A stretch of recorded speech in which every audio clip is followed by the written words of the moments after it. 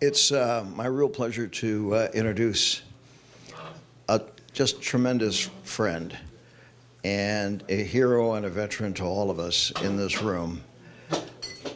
He is Pete Noyes.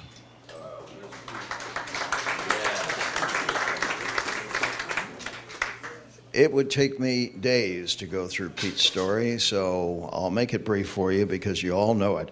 Pete was a groundbreaking producer of The Big News on KNXT with Jerry Dunphy back in the 60s. In '72, he moved to KABC, produced the hour-long early news. And he won, and this is the real reason I asked Pete to come here today. He won the Peabody Award in 1974 for the Dale car.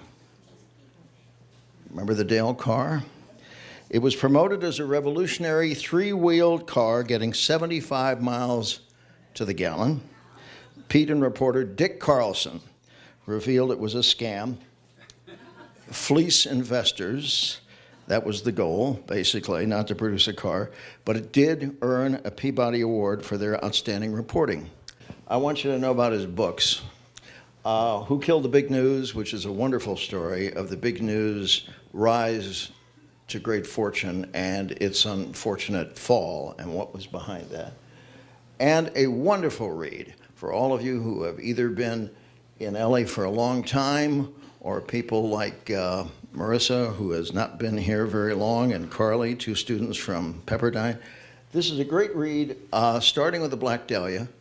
Basically every story, major crime story that Pete was involved in over the years. I can highly recommend it.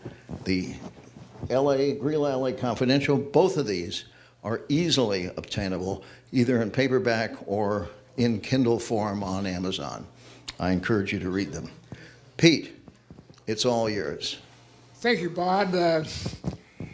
I look back at that story about G. Elizabeth Carmichael.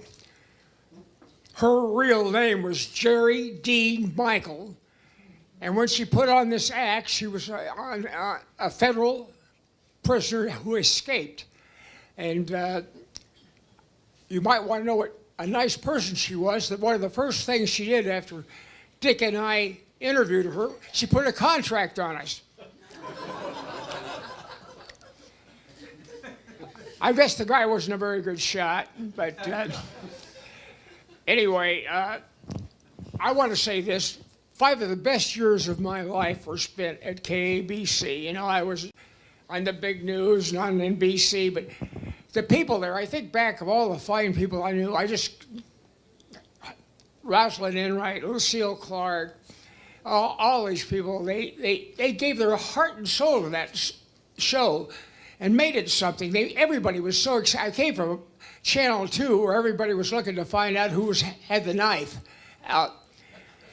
At 7, the enthusiasm was wonderful, and Bill Fife let me do just about anything I wanted to do.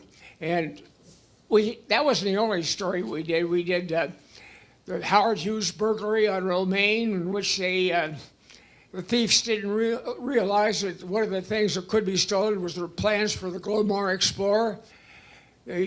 I enjoyed these stories, digging into them, and that's the joy of being a news person, not how much money you make, but what you tell the audience, what you give them in the way of information. And that's where I think Eyewitness News really made its mark. We were doing what the others should have been doing, and they weren't doing it. And that's why we jumped way past Channel 2 and past Channel 4. And those are the happiest days of my life, though, were at Channel 7. And I'm so glad to work with so many of you here because of your courage and your enthusiasm and your fighting spirit. So thanks a lot for having an old fart like me say a few words.